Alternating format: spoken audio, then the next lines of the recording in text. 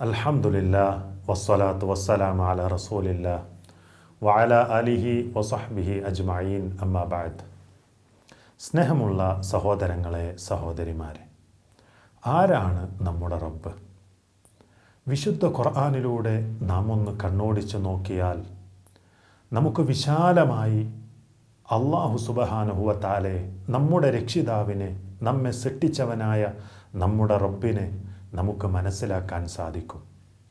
ഞാനാണ് അത്യുന്നതനായ റബ്ബ്, ഞാനാണ് അത്യുന്നതനായ രക്ഷിതാവ് എന്ന് അഹങ്കാരത്തോടെ വീരവാദം മുഴക്കിയിരുന്ന ലോകം കണ്ട ഏറ്റവും വലിയ ധിക്കാരിയായ ഫിർഔൻ അവൻ്റെ അടുക്കൽ ചെന്ന് മൂസ അലൈഹിസ്സലാത്തു വസ്സലാമും മഹാനായ സഹോദരൻ ഹാറൂൻ നബി അലൈഹിസ്സലാത്തു വസ്സലാമും വളരെ ചുരുങ്ങിയ രൂപത്തിൽ ഈ ലോകത്തിൻ്റെ യഥാർത്ഥമായ രക്ഷിതാവിനെ പരിചയപ്പെടുത്തി കൊടുക്കുന്നത് വിശുദ്ധ ഖുർആനിലൂടെ നമുക്ക് കാണാൻ സാധിക്കും.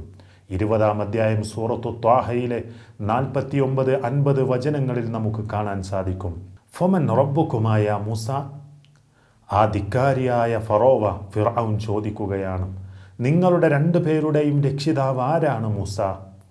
മഹാനായ മൂസ നബി അലൈഹിസ്സലാത്തു വസ്സലാം വളരെ ലളിതമായ രൂപത്തിൽ ആ ഒരു രക്ഷിതാവിനെ കുറിച്ച് മഹാനായ മൂസ നബി അലൈഹിസ്സലാത്തു വസ്സലാം പരിചയപ്പെടുത്തി കൊടുക്കുകയാണ്.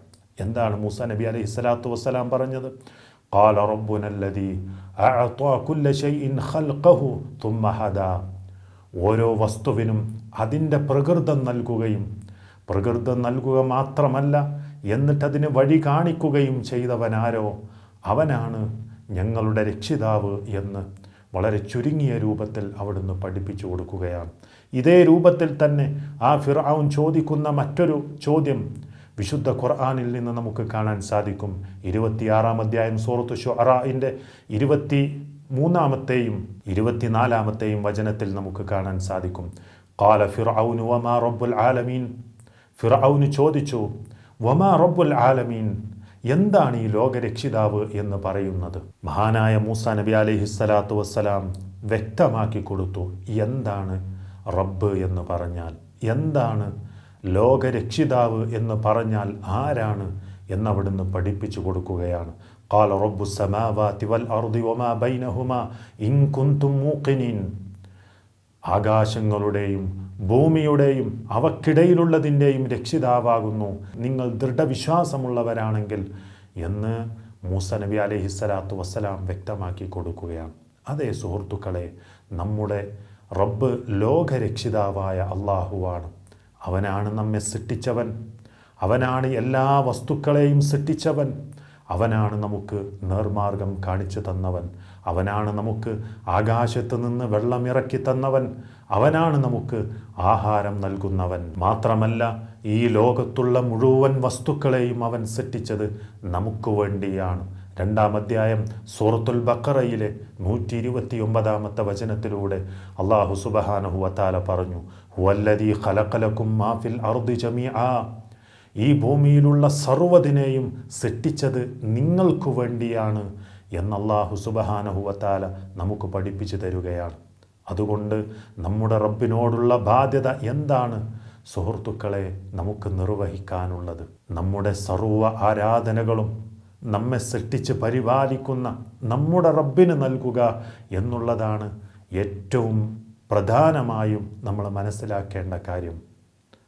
അല്ലാഹു സുബ്ഹാനഹു വ തആല തന്നെ പറഞ്ഞു, 6-ാം അധ്യായം സൂറത്തുൽ അൻആമിൻ്റെ 102-ാമത്തെ വചനത്തിലൂടെ നമുക്ക് കാണാൻ സാധിക്കും, ദാലികുമുല്ലാഹു റബ്ബുക്കും. അതാണ് നിങ്ങളുടെ രക്ഷിതാവ്, ലാ ഇലാഹ ഇല്ലാഹു, അവനല്ലാതെ ഒരു ഇലാഹും, ഖാലിഖു കുല്ലി ഷൈഇൻ, എല്ലാ